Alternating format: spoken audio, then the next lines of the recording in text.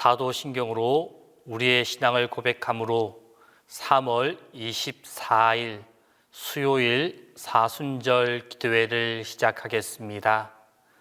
나는 전능하신 아버지 하나님, 천지의 창조주를 믿습니다. 나는 그의 유일하신 아들 우리 주 예수 그리스도를 믿습니다.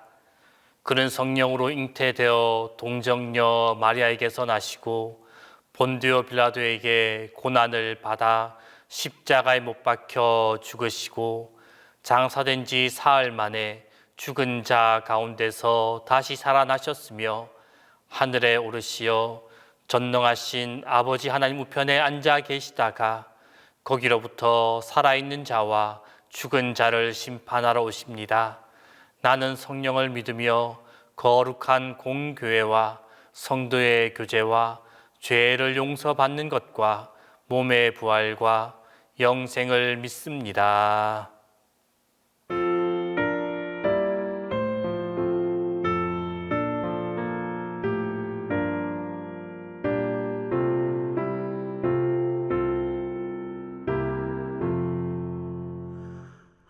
하나님 사랑은 온전한 참 사랑 내 맘에 부어주시사 충만케 하소서. 내 주님 참 사랑 햇빛과 같으니 그 사랑 내게 비추사 뜨겁게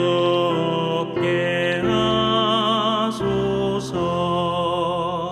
그 사랑 앞에는 풍파도 그치며 어두운 밤도 환하니 그 힘이 크도다.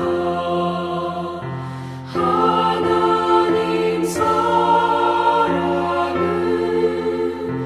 온전한 참 사랑 내 맘과 영에 채우사 새 힘을 주소서.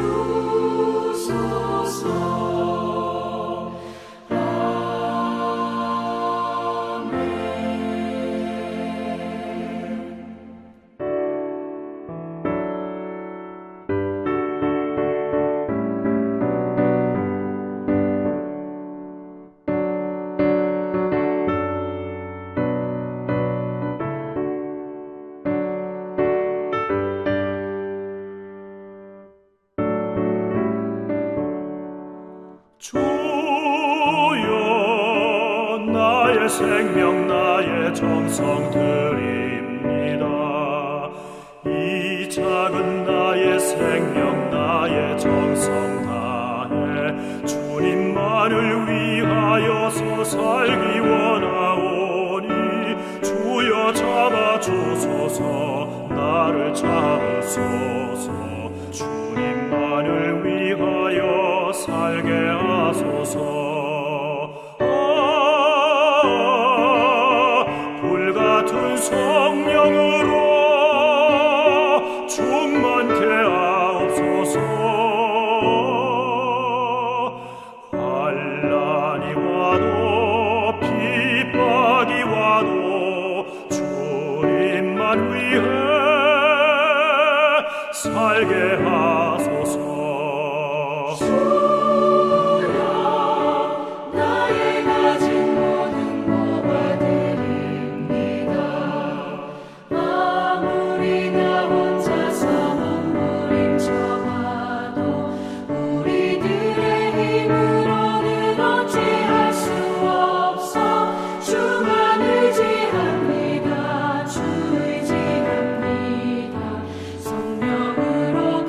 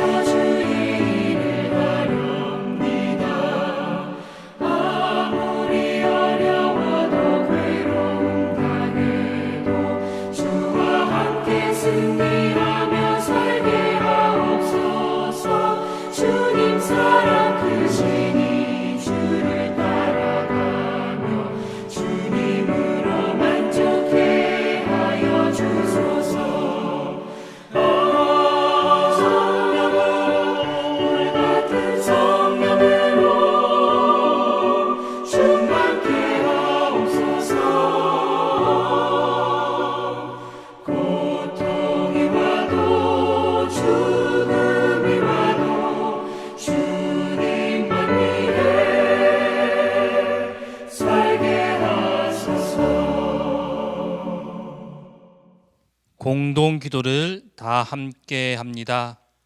서기관들과 대제사장들이 예수를 잡으려고 모략을 꾸몄습니다. 예수께 모사꾼을 보내어 책잡을 질문을 던져 예수를 모함하려고 모든 계획을 철저하게 꾸몄습니다. 로마 총독에게 세금을 내는 것이 옳은가 그렇지 않은가 교묘한 술책으로 예수를 잡으려 했습니다. 예수는 분명하게 대답하셨습니다. 가이사 것은 가이사에게, 하나님의 것은 하나님에게 바치라.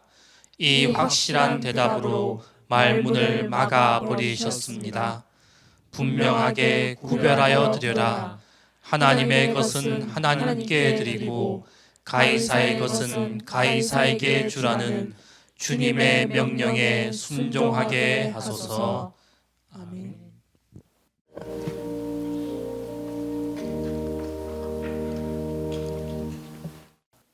사랑과 자비가 풍성하신 하나님 아버지, 죄로 인해 영원한 멸망의 길로 갈 수밖에 없던 저희들을 긍휼히 여겨주셔서 독생자이신 예수 그리스도를 통해 구원의 길로 인도하여 주신 하나님의 크신 은혜와 사랑에 감사와 찬양을 드립니다. 은혜로우신 하나님, 사순절 기간을 지내며 말씀과 기도를 통해 저희들의 신앙을 돌아보니 너무나도 허물이 많습니다. 하나님 뜻대로 살지 못하고 하나님 말씀에 순종하지 못하고 살았습니다.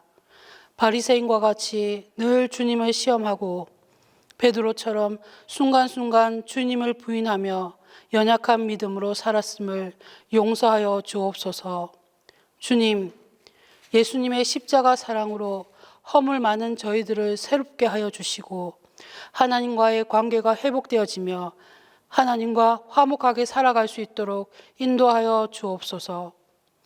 사순절 기도회에 말씀을 전하시는 목사님, 영육의 강건함을 허락하여 주옵시고 준비된 말씀에 성령의 단비를 내려주셔서 예배드리는 모든 성도들이 변화되고 은혜받아 하나님의 영적 군사로 세워지길 간절히 기도합니다. 또한 동신교회 각 기관과 구역, 가정들이 회복되어 사랑으로 교제 나누고 합력하여 선을 이루는 진정한 하나님의 교회가 되길 기도합니다. 다가올 부활절 만남의 주일을 기대하며 화평의 왕으로 오신 주님께 감사와 찬양을 드리며 예수님 이름으로 기도합니다.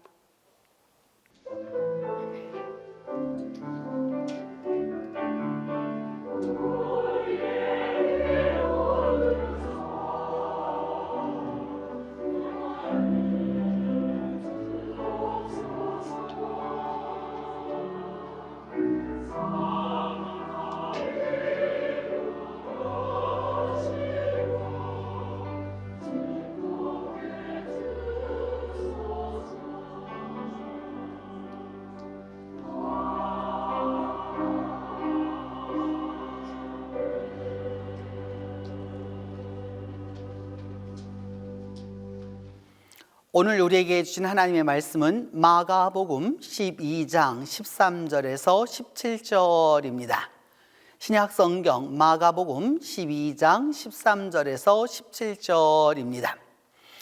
그들이 예수의 말씀을 책잡으려 하여 바리새인과 헤롯 땅 중에서 사람을 보내매 와서 이르되 선생님이여 우리가 아노니 당신은 참되시고 아무도 꺼리는 일이 없으시니 이는 사람을 외모로 보지 않고 오직 진리로서 하나님의 도를 가르치심이니이다.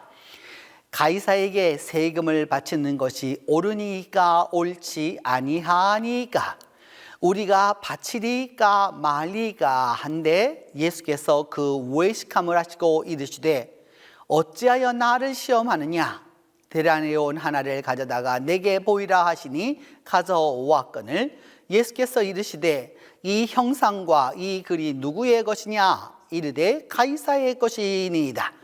이에 예수께서 이르시되 가이사의 것은 가이사에게 하나님의 것은 하나님께 바치라 하시니 그들이 예수께 대하여 매우 놀랍게 여기더라. 오늘 본문은 바리새인들과 헤롯 당원이 예수님을 말로 올가미를 씌우려고 몇 사람을 보낸 데서 출발합니다. 바리새인과 헤롯 당원은 본시 불과 물처럼 기름과 물처럼 서로 섞이지 아니하는 그야말로 견원지간이었습니다. 한쪽은 민족주의를 부르짖는 바리새인들은 그런 측이었고, 헤롯 당원들은 현실에 의거해서 외국인도 아무 상관없다라고 하는 바로 그런 부류였기 때문입니다.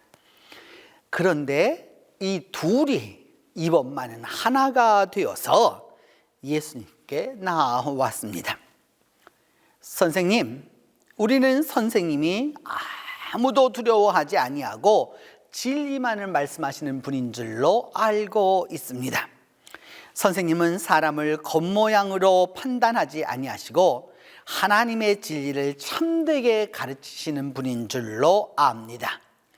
이제 우리에게 가르쳐 주십시오. 가이사에게 세금을 바치는 게 옳습니까? 옳지 않습니까? 이야기를 언뜻 보면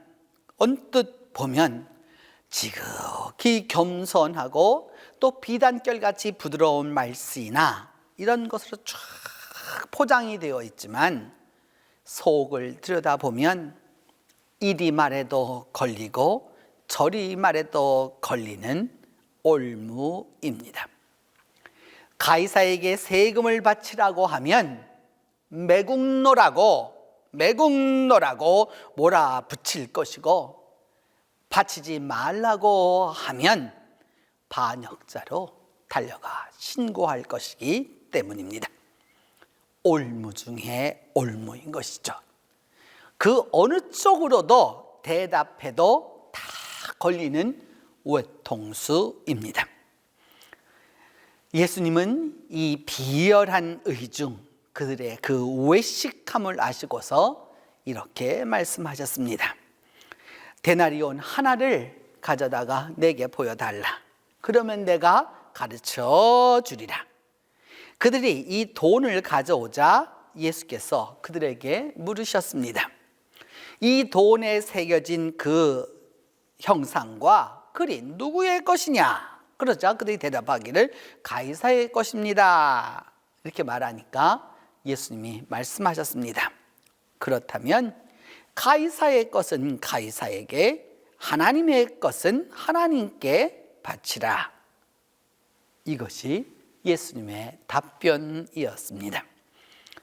자신들의 의중이 결국은 다 드러났고, 그 바리새인과 헤롯 당원들의 외식함과 비열함이 나타나고 나서야 그들은 예수님에 대하여서 매우 놀랍게 여기게 되었습니다. 여러분, 외식이 무엇일까요? 어렵게 생각하지 마시고요. 겉과 속이 다른 것입니다. 겉과 속이 다른 것, 그것이 바로 외식입니다. 예수님의 대답 가운데 중요한 것은 가이사의 것은 가이사에게, 하나님의 것은 하나님에게 바치라고 하는 말씀입니다. 가이사의 것은 도대체 무엇을 의미하는 것일까요? 예수님은 그 데나리온에 있는 형상을 가르치시면서 이 형상이 네 것이냐고 물으시니까, 한마디로 말하면 가이사의 것은 그 가이사로 형상화된 바로 그 가이사의 것을 말하는 것이죠. 근데 예수님은 여기서 더 나아가서 말씀하시기를 가이사의 것은 가이사에게, 하나님의 것은 하나님에게 바치라고 이렇게 말씀하셨습니다. 가이사의 소유를 알게 되었다면 하나님의 것은 우리가 어떻게 이해할 수 있는 것일까요? 어려울 바가 없습니다. 우리는 다 알고 있습니다. 하나님의 형상 누구입니까?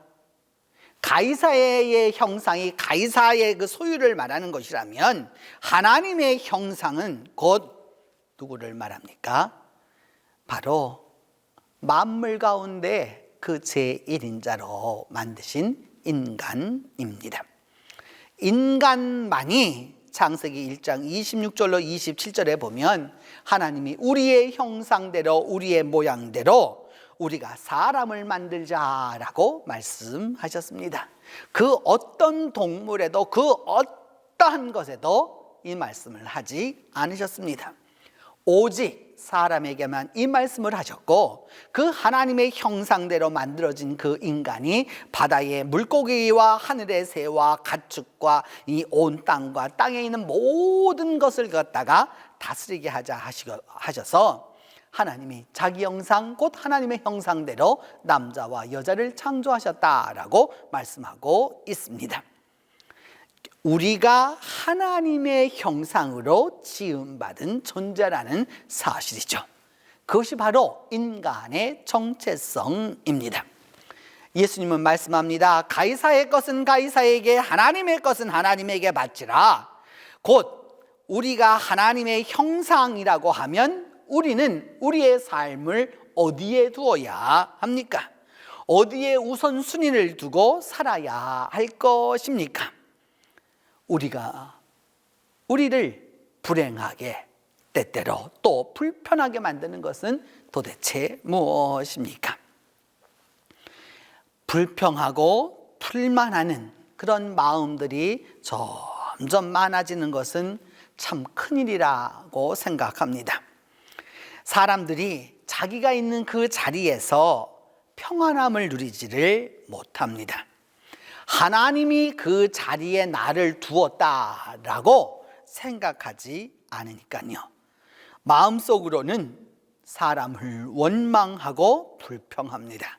그리고 자기가 처해 있는 그 위치를 아주 못마땅해 합니다. 내가 왜 이런 자리에 있어야 돼? 내가 이 정도 월급을 받아야 돼? 내가 이런 일 할 사람이 아니야. 나는 이런 존재가 아니야. 결국 여러분 결과는 어떠합니까? 삶의 기쁨도 안식도 평안도 행복도 다 없어지고 마는 것이죠. 늘 불평과 불만이 따라다닙니다. 그러면 여러분 정말 높은 자리의 권력과 수많은 돈을 가지면 여러분 행복하겠습니까? 우리는 지금까지 심심치 않게 정말 종종 자주 사람이 그 돈 많던 그 사람이 재벌가가 빌딩에서 뛰어내리고 최고 인기 연예인이 스스로 목숨을 끊었다라고 하는 소식을 정말로 많이 듣습니다. 정치, 경제, 사회, 문화 그 어디 할 것 없이 최고에 있는 자들이 세상의 의미를 찾지 못해서 목숨을 끊습니다. 무엇을 의미합니까? 높은 자리에 있다고, 재산이 아주 많다고, 인기가 아주 높다고 행복한 것도 아니고 안식이 있는 것도 아니고 평강이 있는 것도 아닙니다. 낮았다고 불평불만하는 것도 문제이지만 높다고 다 그렇게 되는 게 아니란 말입니다.